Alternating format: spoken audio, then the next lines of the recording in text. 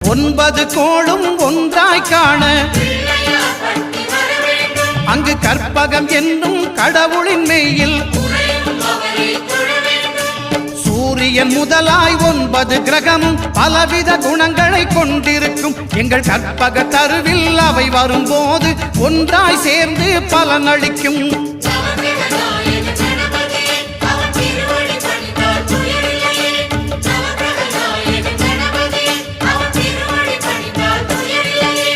ஒன்பது கோளும் ஒன்றாய் காண